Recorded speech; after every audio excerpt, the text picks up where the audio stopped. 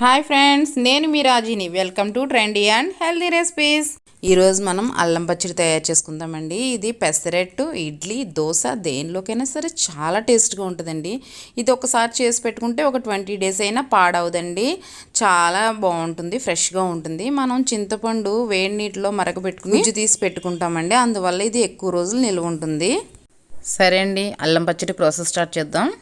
Stove వెలిగించుకున్నానండి, oil వేస్తున్నాను. Oil heat అయింది.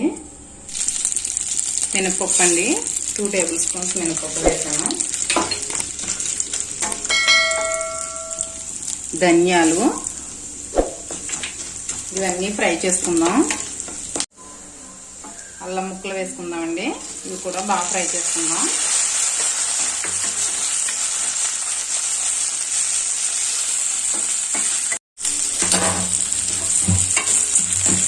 Fry అయినాయి కదండి బాగానే.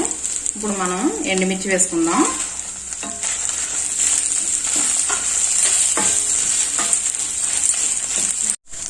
స్టవ్ ఆఫ్ చేసుకుందాం అండి. తాలింపులన్నీ వేసుకున్నాం కదండి. ఇప్పుడు సాల్ట్ వేసుకుందాం. టేస్ట్కి సరిపడా వేసుకోండి. బెల్లం వేసుకుంటున్నానండి, ఎక్కువగానే పడుతుంది మనకి అల్లం చట్నీకి. మనకి టేస్ట్ బట్టి చూసుకుని వేసుకోండి, అవసరమైతే మళ్ళీ వేసుకోవచ్చు. జీలకర్ర అండి, జీలకర్ర, వెల్లుల్లి. ఇవి జీలకర్ర వెల్లుల్లి పచ్చియే వేస్తానండి నేను పచ్చళ్ళలో. మనకి హెల్త్కి మంచిది పచ్చి వెల్లుల్లి తింటే, అందుకని నేను పచ్చి వేసేస్తాను. ఇప్పుడు ఇవన్నీ మిక్సీ పట్టుకుందాం. ఆల్రెడీ మనం చింతపండు వేడి నీళ్ళలో మరగబెట్టి ఉంచుకున్నాం కదా, దీన్ని పులుసు తీసుకుని వేసుకుని మిక్సీ పట్టేస్తానండి. ఇప్పుడు తీపి సరిపోలేదండి, ఇందాక సగం వేసాను కదా, మిగతాది కూడా వేసేసాను.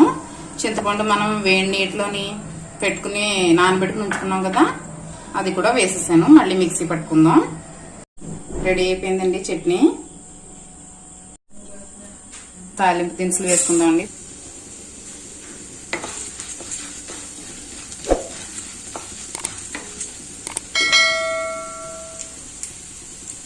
ఎండుమిర్చి, కరివేపాకు,